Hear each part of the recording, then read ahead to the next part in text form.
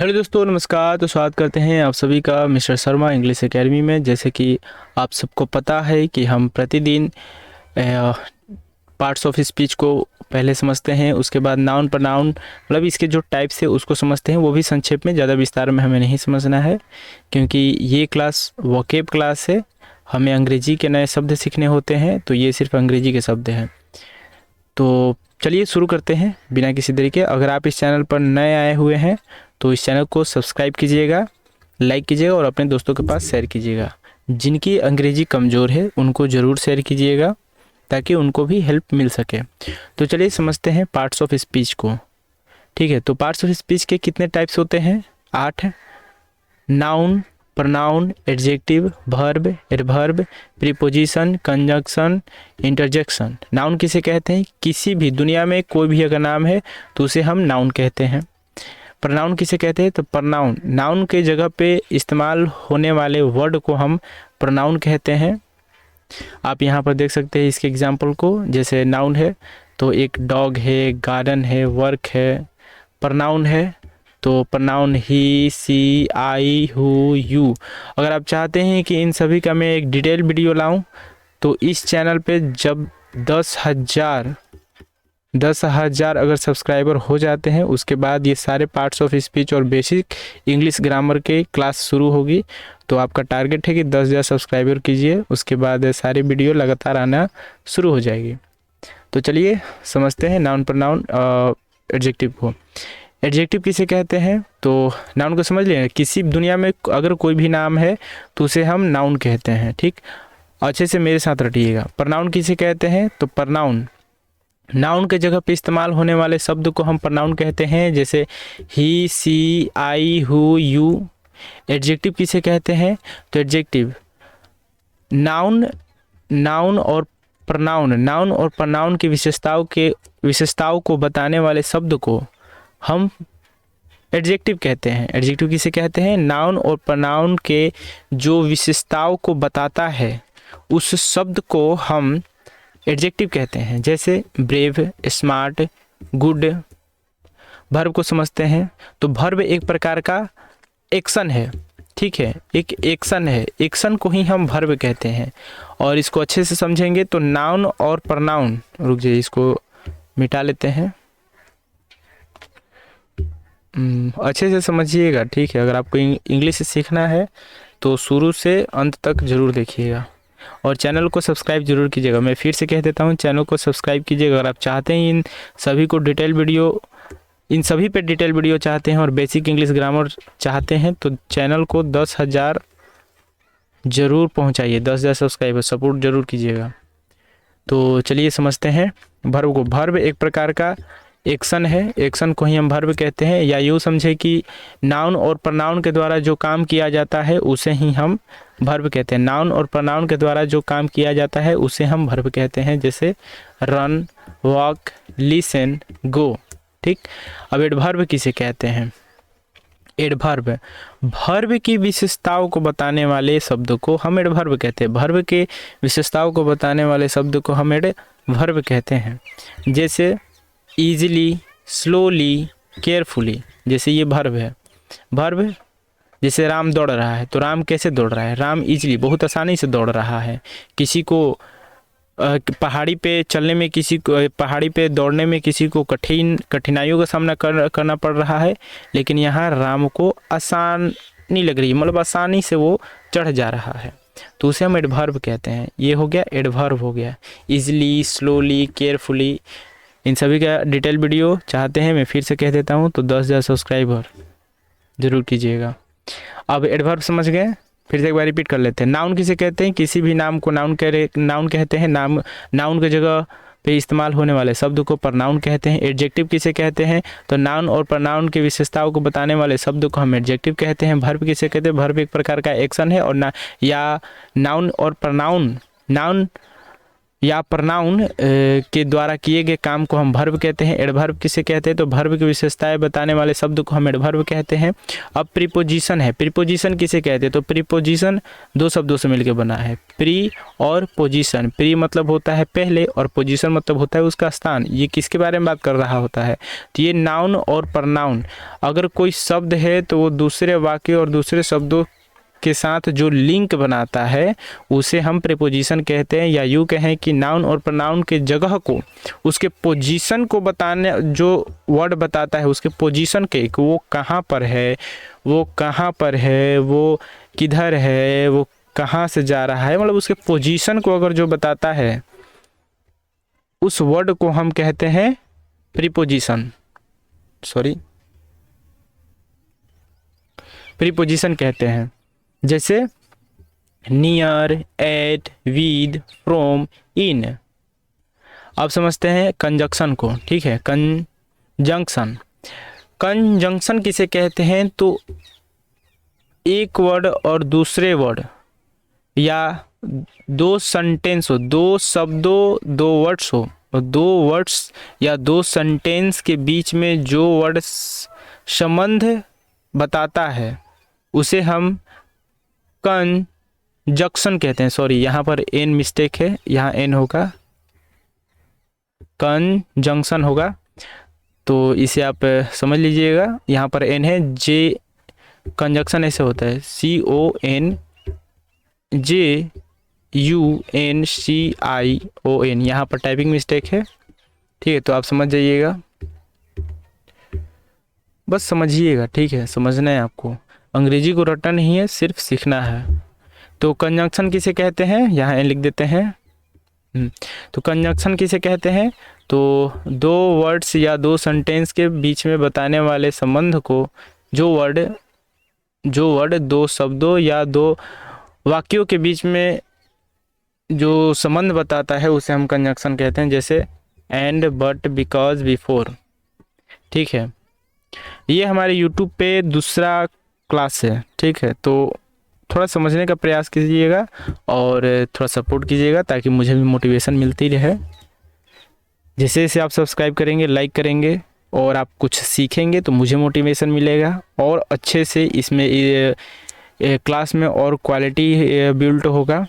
तो ठीक है, अगर आप स्टूडेंट हैं तो ज़रूर चैनल को सब्सक्राइब कीजिएगा, और आप कुछ सीखना चाहते हैं तो ज़रूर चैनल को सब्सक्राइब कीजिएगा। मैं फिर से कह देता हूँ। तो चलिए, कंजंक्शन समझ गए कि जो दो वर्ड या दो वाक्यों के बीच में जो संबंध बताता है उस शब्द को ही हम कहते हैं कंजंक्शन। जैसे है एंड, बट, बिकॉज, बिफोर। ठीक है, अब इंटरजेक्शन समझ लीजिए कि एक मनुष्य की जो अचानक से जो फीलिंग्स आती है उसे ही हम इंटरजेक्शन कहते हैं। जैसे कोई कहता है सॉरी कब आता है? जब अचानक से किसी से टकरा जाता है, या बहुत मतलब कोई बुरा है और वो अपनी गलती मान लेता है तो कह देता है कि भाई सॉरी। ठीक है, तो अपना खेद जता रहा है। शिट, ये भी अचानक होने वाला है। व्हाट, कोई कहता है व्हाट, ये क्या हुआ?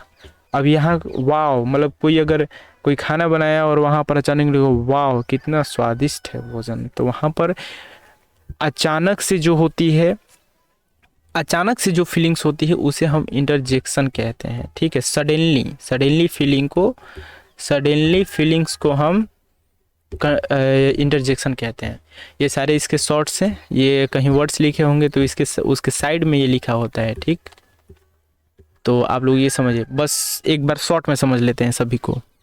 नाउन किसे कहते हैं? तो नाउन, किसी भी नाम को हम नाउन कहते हैं। प्रनाउन किसे कहते हैं? तो नाउन की जगह पे इस्तेमाल होने वाले शब्द को हम प्रनाउन कहते हैं। एडजेक्टिव किसे कहते हैं? तो नाउन और प्रनाउन के जगह पे इस्तेमाल होने वाले शब्द को हम एडजेक्टिव कहते हैं। वर्ब किसे कहते हैं? वर्ब एक प्रकार का एक्शन है, या यूँ कहें कि नाउन और प्रनाउन के द्वारा किए गए काम को हम वर्ब कहते हैं। एडवर्ब किसे कहते हैं? तो वर्ब की विशेषताओं को बताने वाले शब्द को हम एडवर्ब कहते हैं। प्रीपोजिशन कहते हैं, तो जो नाउन और प्रनाउन की पोजीशन के बारे में बताता है उसे हम प्रीपोजिशन कहते हैं। कंजंक्शन किसे कहते हैं? दो शब्दों या दो वर्डों के बीच में दो शब्दों या दो वाक्यों के बीच में जो संबंध बताता है उसे हम कंजंक्शन कहते हैं। इंटरजेक्शन कहते हैं, तो सडनली फीलिंग्स को हम इंटरजेक्शन कहते हैं। अब चलिए शुरू करते हैं आज के वो पहले वर्ड से।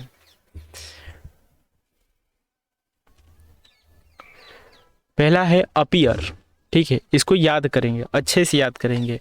आप मेरे साथ अगर प्रतिदिन रोज रात 10 बजे अगर ये क्लास करते हैं तो समझ जाइएगा कि जो आपका इंग्लिश सीखने में सबसे मददगार वर्ड होता है वो आपका बहुत आसान हो जाएगा। आपको याद नहीं करना है, सिर्फ क्लास में आना है और देखना है, देखने से ही ये सारी चीज़ें याद हो जाएंगी।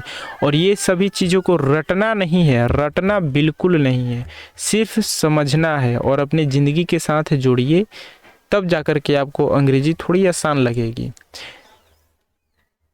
तो जिनको अंग्रेजी बिल्कुल नहीं आती है या जिनकी इंग्लिश बहुत कमज़ोर है वो इस वीडियो को ज़रूर देखिएगा, थोड़ा सा सब्र कीजिएगा।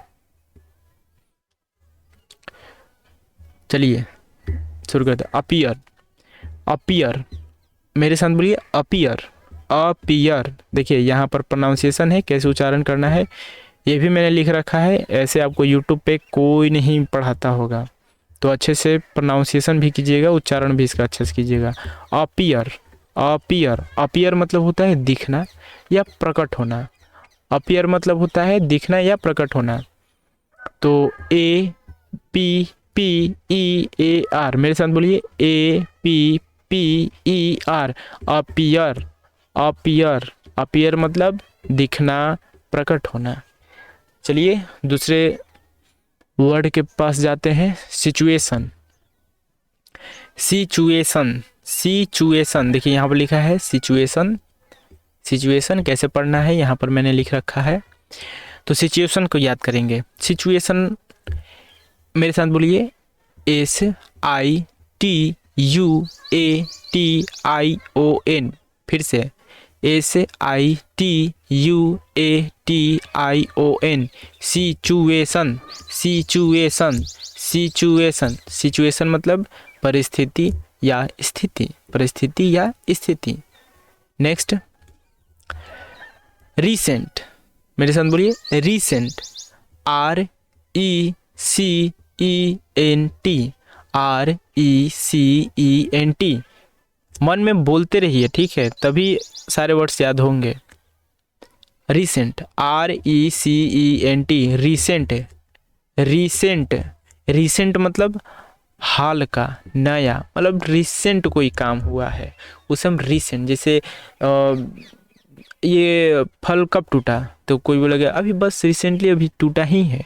रीसेंट, रीसेंट, और रीसेंट काम करता है एडजेक्टिव की तरह, ठीक है, रिसेंट कोई काम हुआ है। चलिए नेक्स्ट ट्रेडिशन, ट्रेडिशन, मेरे साथ बोलिए ट्रेडिशन, TRADITION, फिर से TRADITION,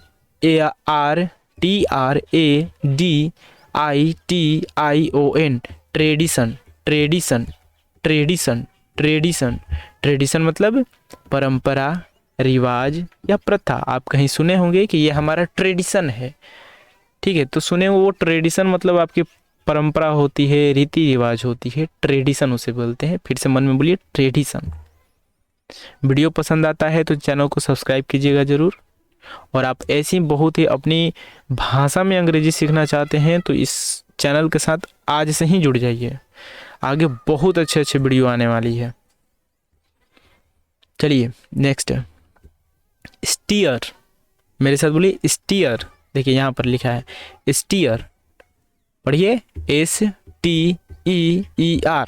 फिर से STEER, स्टीयर, स्टीयर, स्टीयर मतलब होता है मार्ग दिखाना या रास्ते पर लाना। अब इस स्टीयर को हम जोड़ेंगे किस जिंदगी के किस पहलू से, हम इस स्टीयर को जोड़ करके याद करेंगे। तो देखिए गाड़ी जो चलाने वाला जो स्टीयरिंग होता है ना, तो इसी वर्ड से बना है स्टीयरिंग, स्टीयरिंग। स्टीयरिंग क्या करता है, स्टीयरिंग इस गाड़ी को जगह बताता है कि इधर चल भाई, इधर चल, इधर चल। ड्राइवर जो यहाँ पर बैठा होता है वो बताता है कि यहाँ चल, यहाँ चल। तो ये जो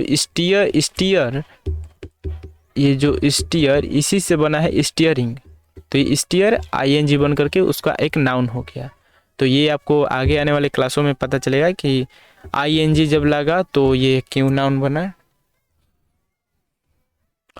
चलिए स्टेयर, जबकि स्टेयर यहाँ पर वर्ब है। चलिए इतना आपको अभी नहीं पढ़ना है, अभी आप सिर्फ वर्ड याद कीजिए, उसके बाद धीरे धीरे इस चैनल के साथ जुड़ जाएंगे तो खुद ही सारा चीज़ आसान लगने लगेगा।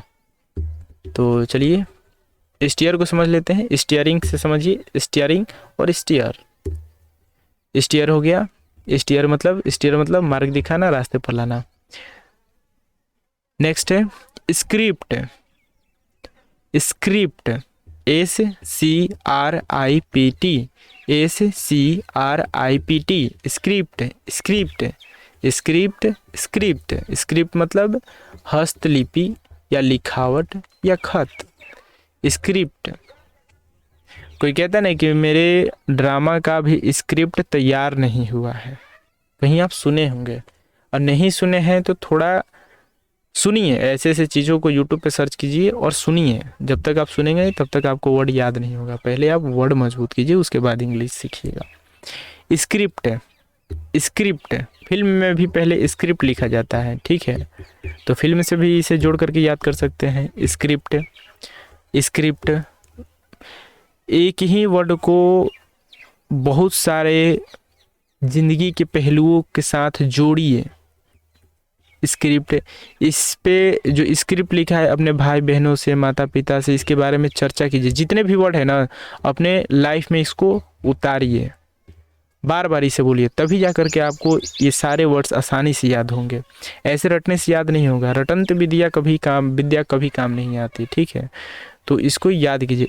स्क्रिप्ट है, स्क्रिप्ट किसे कहते हैं, तो हस्तलिपि, हाथ से लिखा हुआ, लिखावट या खत है, तो स्क्रिप्ट हो गया। नेक्स्ट, इसमें 21 वर्ड है और आपको डेली 21 वर्ड ही होता है, डेली 21 वर्ड होता है, तो आपको अपने ज़िंदगी के बहुत आराम रह करके याद करना है, आराम से। ज़्यादा ज़्यादा मतलब एंग्जाइटी नहीं होना है, ज़्यादा टेंशन नहीं लेना है, घबराना नहीं है, आराम से।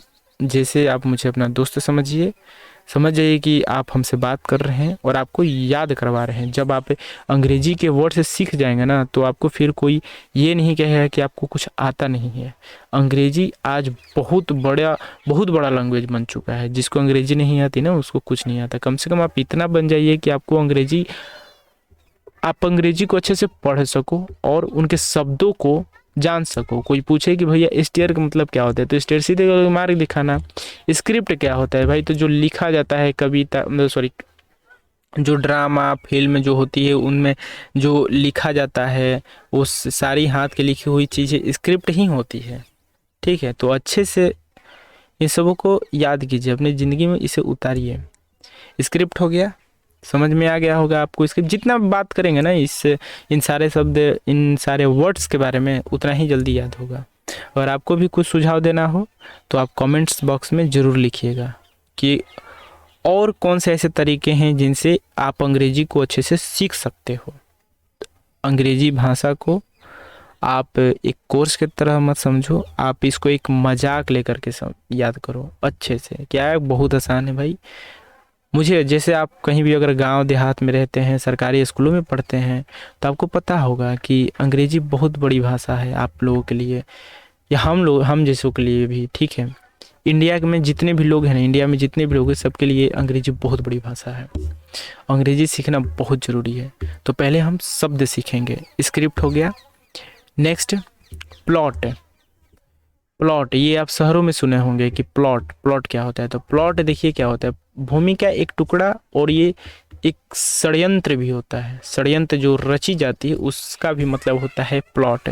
प्लॉट देखिए समझिए क्या होता है, जो हमारे खेत खलिहान होता है, कोई ज़मीन होता है, तो उस खाली ज़मीन को ही हम कहते हैं प्लॉट। इसका स्पेलिंग होता है PLOT। PLOT मेरे साथ बोलिए, PLOT, प्लॉट। प्लॉट मतलब खाली ज़मीन को ही हम प्लॉट कहते हैं। खाली ज़मीन को हम प्लॉट कहते हैं, प्लॉट, ठीक है। तो एक बार इसको अच्छे से हम फिर रिवाइज कर लेते हैं। अपीयर मतलब होता है दिखना। अपीयर दिखना। सिचुएशन परिस्थिति कैसी है। रिसेंट मतलब एकदम नया। ट्रेडिशन हमारी परंपरा। स्टीयर मार्ग दिखाना, स्क्रिप्ट जो हाथ से लिखा गया है किसी फिल्म या कविता के, किसी फिल्म या नाटक के लिए।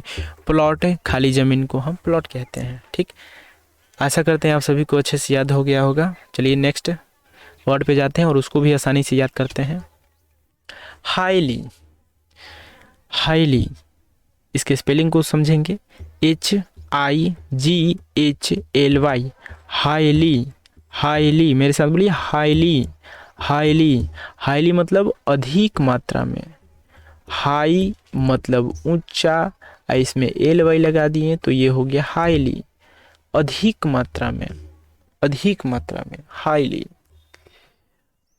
ठीक है, highly. Next turning, turning, turning का तो सबको, आप सबको पता होगा। टर्निंग गांव में भी एक टर्निंग होता है, टर्निंग पॉइंट कहते हैं इसे। एक जीवन का भी एक टर्निंग पॉइंट होता है कि 22 और 25 या कोई भी उम्र हो सकता है जहाँ से एक जीवन का एक टर्निंग पॉइंट होता है। यहाँ से भी समझ सकते हैं उसके टर्निंग को। टर्निंग, टर्निंग किसी भी शब्द को बार बार रटिए, अपनी ज़िंदगी के साथ जोड़िए। मैं बार बार कहता हूँ ज़िंदगी के साथ जोड़िए, बार बार रटिए। Turning, TURNING, turning, TURNING, turning, turning, turning, turning मतलब मोड़, टर्निंग मतलब मोड़। Next content, content, content, CONTENT,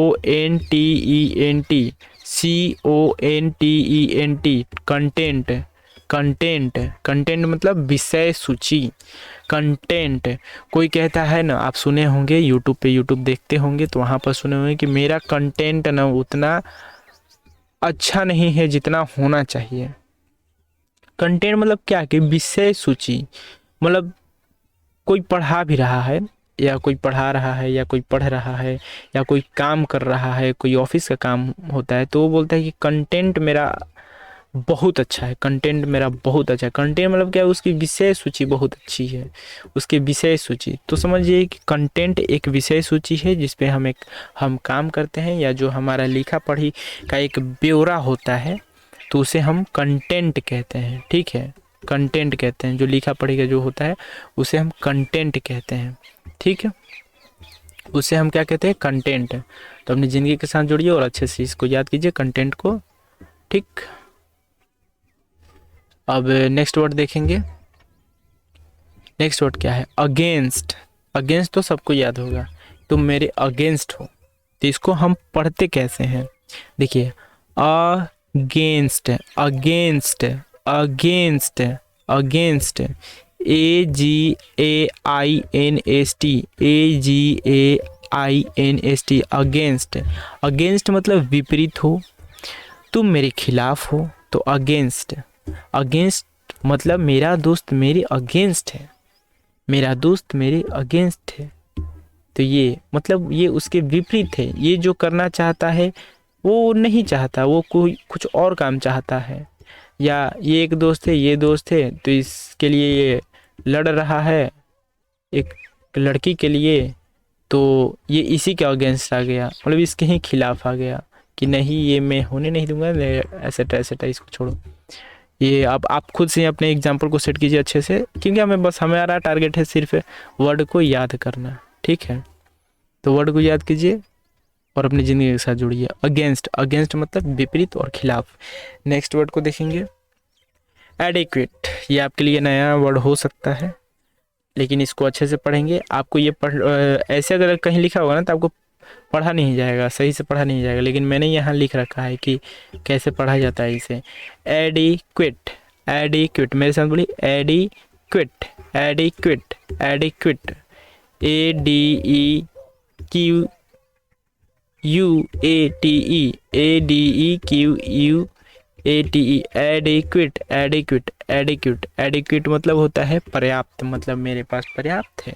adequate, तुम्हारे पास कितना सामान है, तो एडिक्वेट। कैसे भी बस इसे याद कीजिए, एडिक्वेट, एडिक्वेट, एडिक्वेट। और एक चीज़ बता देते हैं, अगर आपको ये सारे वर्ड्स अगर याद भी नहीं होते ना तो आप एक काम कीजिए, आप एक अंग्रेजी सीखना चाहते हैं तो मोबाइल में कहीं भी अगर कहीं अंग्रेजी लिखा हो तो उसे आप रोज़ पढ़िए। ठीक है, रोज़ पढ़िए, आपको ये ज़रूर ये सारे वर्ड्स दिखेंगे। अगर आपको पढ़ने नहीं आता होगा तो इन्हीं सभी वर्ड को देख करके आप उस अंग्रेजी को भी पढ़ सकते हैं आसानी से। चलिए नेक्स्ट वर्ड पे आते हैं। प्लानिंग। प्लानिंग प्लानिंग मतलब तुम्हारा प्लान क्या है भाई, कहीं जाने का है, कहीं घूमने का है, तो होता है प्लानिंग। एक होता है प्लान और एक होता है प्लानिंग। मतलब ये मेरा प्लान है और ये मेरी प्लानिंग है, तो दोनों में अंतर है। ये बहुत अलग थोड़ा सा कॉन्सेप्ट है, तो इसे हम अभी नहीं समझेंगे, अभी हम सिर्फ वर्ड को समझेंगे। PLANNING, PLANNING, planning. प्लानिंग मतलब तुम्हारी योजना क्या है भाई, तैयारी कैसी है, कार्यक्रम कैसा है, तो उसे बोलते हैं प्लानिंग। प्लानिंग मतलब योजना, तैयारी, कार्यक्रम। Next intelligent. ये तो सबको याद होगा कि इंटेलिजेंट मतलब बुद्धिमान है, चतुर है, चालाक है, बहुत होशियार है। तो इंटेलिजेंट को पढ़ेंगे कैसे?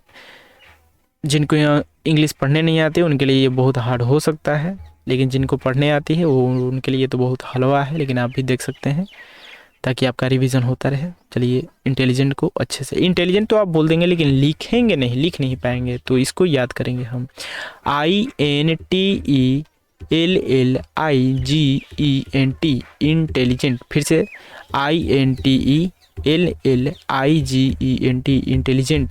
INTELLIGENT, इंटेलिजेंट मतलब होता है बुद्धिमान या चतुर, बुद्धिमान या चतुर। नेक्स्ट, ये लास्ट स्लाइड है। ऑफ्टेन इसको मत पढ़िएगा, टी है तो नहीं, इसको कहीं भी अगर न्यूज़पेपर या अगर आप अंग्रेजी पढ़ते हैं तो ये अगर ये दिख गया OFTEN, ऑफेन, तो इसको हम ऑफेन पढ़ेंगे, ना कि ऑफ्टेन। ऑफ्टेन नहीं, ऑफेन।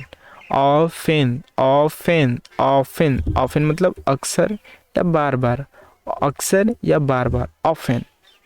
Next, concept. CONCEPT,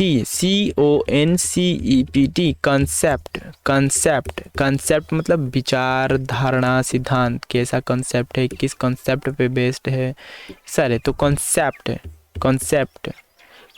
अगर आप इन सभी का अगर अच्छा एग्जाम्पल सेट कर लेते हैं तो आप कमेंट बॉक्स में ज़रूर लिखिएगा। अपनी भाषा में लिखना है। आप अपनी ज़िंदगी के साथ, अपने लाइफ के साथ जोड़ करके लिखिएगा ताकि और आसानी से याद हो सके। कंसेप्ट मतलब विचार, धारणा, सिद्धांत। नेक्स्ट, पॉलिश तो सबको समझ में आता है कि जूते की पॉलिश करते हैं, कार के पॉलिश करते हैं। पॉलिश मतलब क्या, क्यों करते हैं पॉलिश? उसको चमकाने के लिए, उसमें अगर कहीं थोड़ा सा स्क्रैचेज है तो उसमें सुधार लाने के लिए, ठीक है। तो पॉलिश को हम कैसे समझेंगे? चमक और सुधार,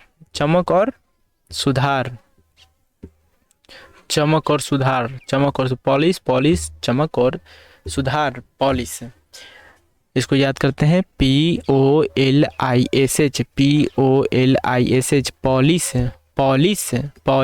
पॉलिश मतलब चमक, सुधार।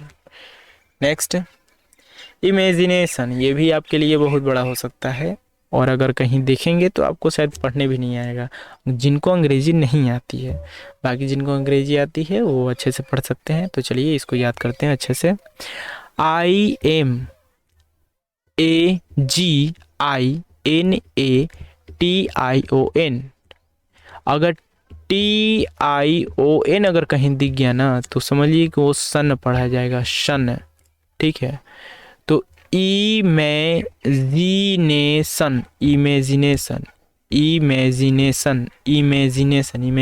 मतलब होता है मन की कल्पना या सोच, नेक्स्ट, इमेजिनेशन मतलब मन की कल्पना या सोच। कंप्लेंट, ये तो सबको याद होगा, अच्छे से याद होगा, लेकिन लिखने नहीं आएगा, तो अच्छे से आप इसको भी याद कर लेंगे।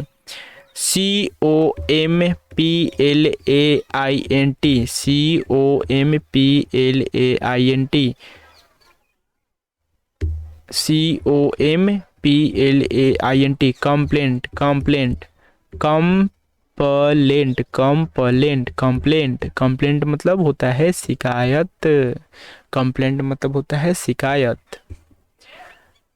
नेक्स्ट यूजफुल, यूज और full, USEFUL, USEFUL, useful, useful, useful, useful मतलब उपयोगी है, लाभदायक है। अब इस क्लास का आखिरी वर्ड है ओकेजन, ओकेजन, इसको पढ़ेंगे OCCASION, OCCASION, occasion, occasion, occasion, occasion, occasion मतलब होता है अवसर और मौका। चलिए एक बार रिवीजन कर लेते हैं। ऑफन, ऑफन मतलब होता है अक्सर और बार बार। कंसेप्ट मतलब होता है किसी को, जैसे कोई कहता है कि इसका कोई कंसेप्ट ही नहीं है, इसका कोई सिद्धांत नहीं है, इसका कोई विचार ही नहीं है, तो उसको बोलते हैं कंसेप्ट। कंसेप्ट हो गया, इसको पढ़ते हैं पॉलिश, पॉलिश, पॉलिश नहीं पॉलिश, पॉलिश देख सकते हैं आप यहाँ पे पॉलिश। पॉलिश मतलब होता है चमक और सुधार। इमेजिनेशन, मन की कल्पना जो होती है उसे बोलते हैं इमेजिनेशन। मन की कल्पना जो सोच होती है उसे बोलते हैं इमेजिनेशन, इमेजिनेशन। कंप्लेंट, कंप्लेंट मतलब होता है शिकायत करना। कंप्लेंट, कंप्लेंट, कंप्लेंट, कंप्लेंट अच्छे समझिए, कंप्लेंट, कंप्लेंट मतलब शिकायत। यूजफुल, यूजफुल मतलब होता है लाभदायक हो गया, उपयोगी हो गया, तो उसे बोलते हैं यूजफुल, यूजफुल। ओकेजन, ओकेजन मतलब होता है अवसर और मौका, ओकेजन मतलब अवसर और मौका। चलिए आज का हमारा 21 वर्ड कंप्लीट हुआ।